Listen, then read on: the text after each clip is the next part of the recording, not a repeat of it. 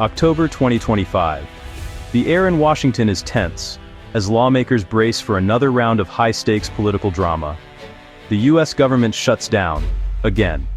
Offices go dark, paychecks are frozen, and millions of Americans are left in limbo, uncertain about when normalcy will return. But this time, the Trump administration doesn't just wait for a deal. Instead, it seizes the moment, announcing sweeping, targeted funding cuts, mostly in states that voted against Trump in 2024. The message is unmistakable. Political loyalty now comes with a price tag.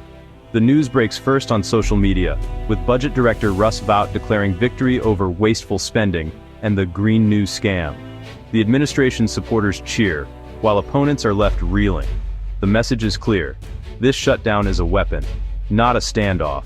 It's a deliberate strategy, wielded to reshape the political landscape and send a warning to dissenters.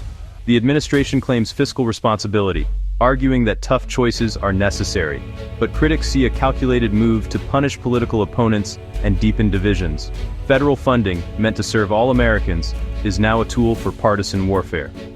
Communities that rely on government support find themselves caught in the crossfire. The cuts are precise, hitting blue states and their biggest projects hardest. From halted infrastructure to frozen aid, the impact is immediate and deeply felt. As details emerge, it's clear. This is more than a budget fight. It marks the beginning of a new era, where political retribution shapes the fate of millions, and the rules of the game are being rewritten before our eyes. The pattern is unmistakable. This isn't just about numbers on a spreadsheet or bureaucratic decisions made in back rooms. Democratic strongholds are hit hardest, with the impact rippling through the heart of America's largest cities and most populous states. 16 blue states lose nearly $8 billion in green energy grants, stalling progress on climate initiatives and threatening thousands of clean energy jobs. California, New York, Illinois, Massachusetts, all targeted, their budgets slashed, and their futures put on hold. In New York, $18 billion in infrastructure projects, including the vital Gateway train tunnels, are frozen overnight, leaving commuters stranded and businesses uncertain. Chicago's $2.1 billion transit upgrade is halted, leaving millions in limbo and threatening the city's economic recovery.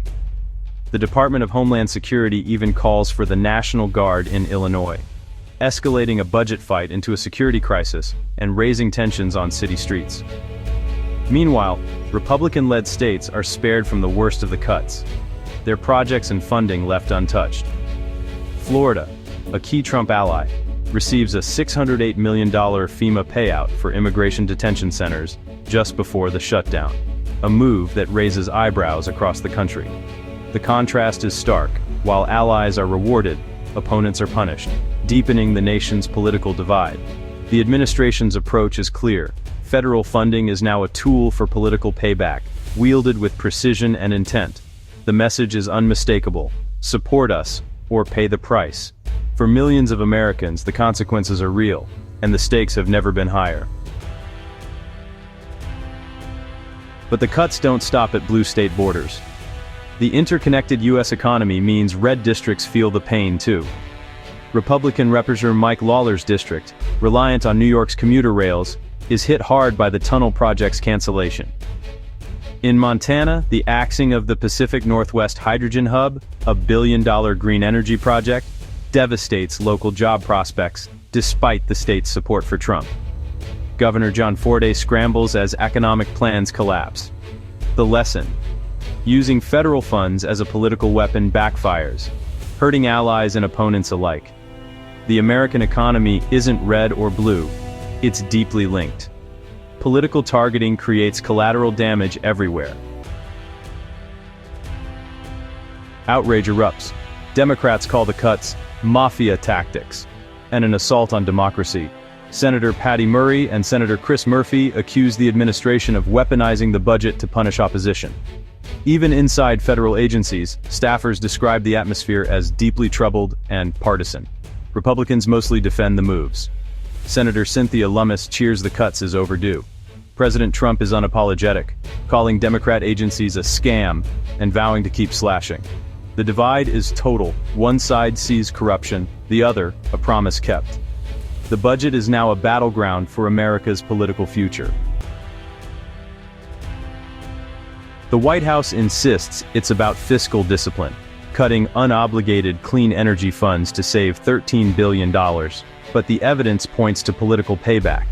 Nearly all cuts hit Democratic states and cities. Trump's public vow to defund Democrat agencies leaves little doubt about intent.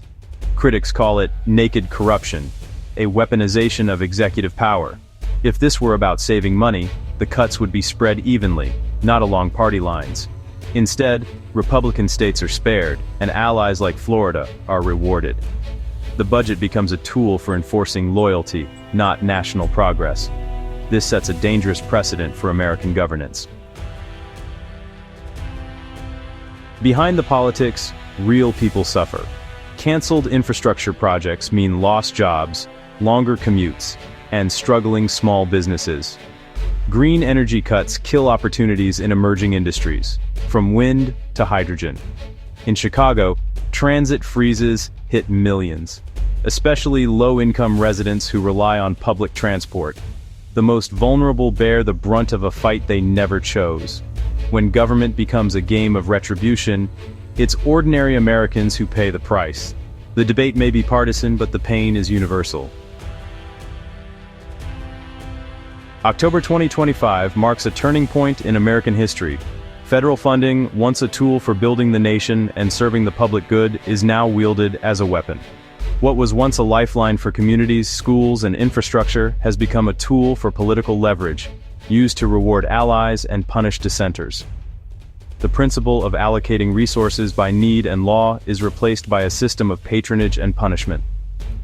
Decisions are made not on merit or fairness, but on loyalty and political calculation, undermining the very foundation of democracy. States can no longer plan for the future, fearing political retribution at every turn.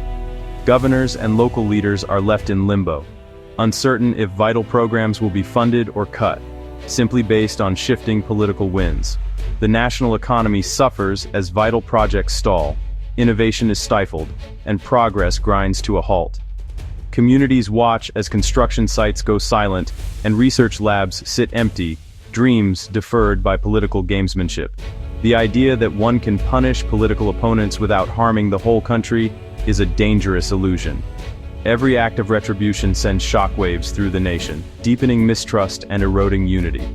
At stake is the very notion of equal citizenship, government for all, not just the loyal. The promise that every American, regardless of politics, deserves fair treatment is under threat. If this precedent holds, America risks entering an era of permanent fiscal warfare and ever-deepening division, where every budget becomes a battleground and every citizen a potential casualty. In the end, it's the public, red, blue, and everyone in between, who loses most, as the fabric of the nation is stretched thinner and the promise of government for all fades further from reach.